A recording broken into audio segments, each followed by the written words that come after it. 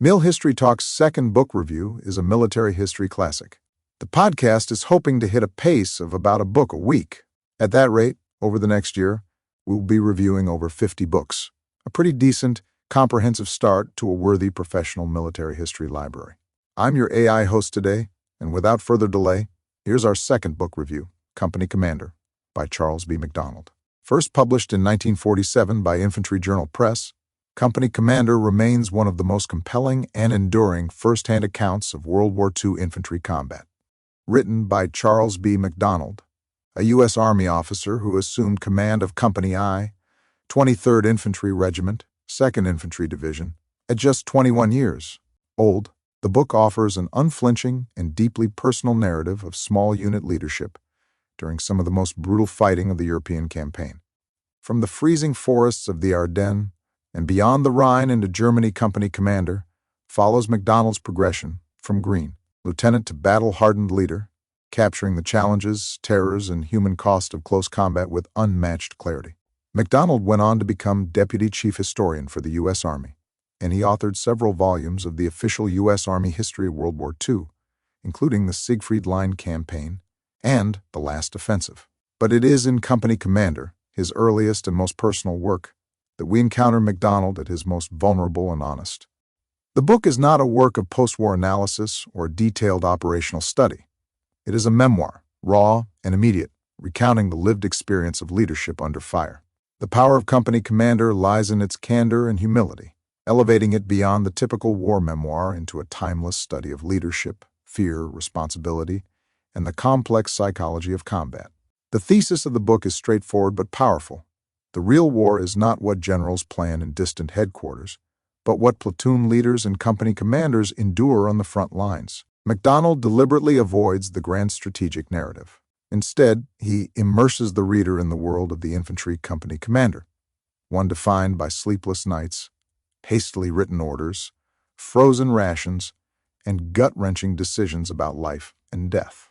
The book's great strength is how it brings these elements vividly to life through MacDonald's personal journey. It is through his eyes that we come to understand what it meant to lead 150 men into battle with little more than a compass, a radio, and a rapidly learned intuition about war. The book begins as MacDonald, newly arrived in Europe and fresh from officer candidate school, is abruptly assigned to command a company of combat veterans. The abruptness of the assignment mirrors the abruptness of war itself. He finds himself grappling with fear, self-doubt, and the sobering realization that every order he gives carries mortal consequences. He learns to lead by doing, by making mistakes, correcting them, and earning the trust of men older and more experienced than he.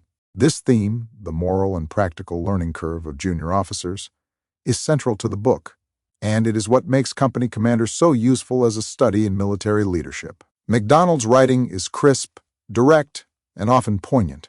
His prose avoids flourish, favoring a style that reflects the immediacy of his experiences. He is not trying to impress, he is trying to.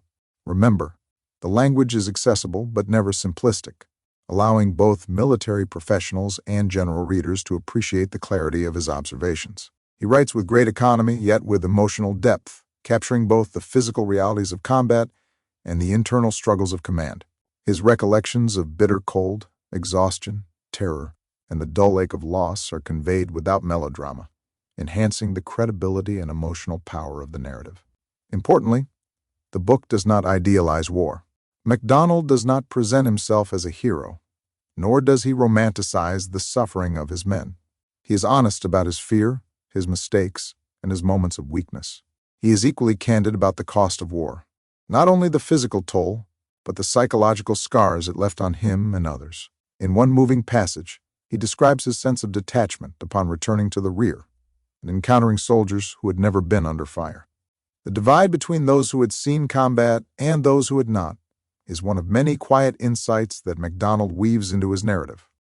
The research behind Company Commander is deeply personal. Unlike traditional histories based on after-action reports and interviews, this book is a product of memory and lived experience. MacDonald wrote it shortly after the war ended, and its immediacy is part of its lasting appeal. He reconstructed events from his own recollections, supplemented by conversations with fellow officers and surviving records. The result is not a precise chronology of Company I's movements, but an impressionistic, emotionally true rendering of combat, as it felt to a young officer in the field. While the book's tight focus on company-level experiences is its greatest strength, it may also be seen as a limitation for readers seeking broader strategic context or detailed analysis of the European campaign. MacDonald offers few maps, and battles are described from a narrow vantage point. The enemy is often a shadowy presence. German forces are rarely individualized, reflecting how most American infantrymen experienced the war. For those unfamiliar with the terrain or larger operational frameworks, these omissions may make the book harder to place within the larger scope of the war. However, for its intended audience, junior military leaders, military historians, and those seeking to understand combat leadership at the ground level, these shortcomings are minor. One of the most striking aspects of Company Commander is how contemporary its leadership lessons remain. The tension between mission accomplishment and troop welfare, the need to maintain morale under impossible conditions, the loneliness of command, and the ethical dilemmas of issuing orders that may lead to men's deaths. These are timeless concerns for anyone in a leadership role. MacDonald's reflections on gaining his soldiers' respect, his constant worry for their safety, and his guilt over their losses are profoundly moving. He offers no easy answers, only the truth as he experienced it. In conclusion, Company Commander is a classic work of military memoir, and justly so. Its value lies not in its tactical detail or battlefield analysis, but in its honest, unvarnished portrayal of what it means to lead men in war. It is a story of growth, responsibility, and sacrifice, told with humility and grace.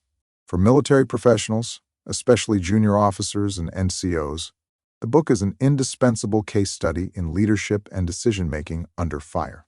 For historians, it provides a human dimension to the broader narratives of the Second World War.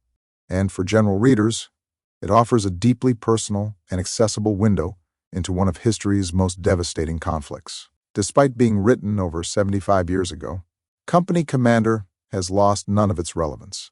It is a book that should be read, reread, and discussed, not only for what it says about war, but for what it says about character, duty, and the burden of command. Company Commander is not only worth the time and money, it is essential reading for anyone who wishes to understand the realities of combat leadership.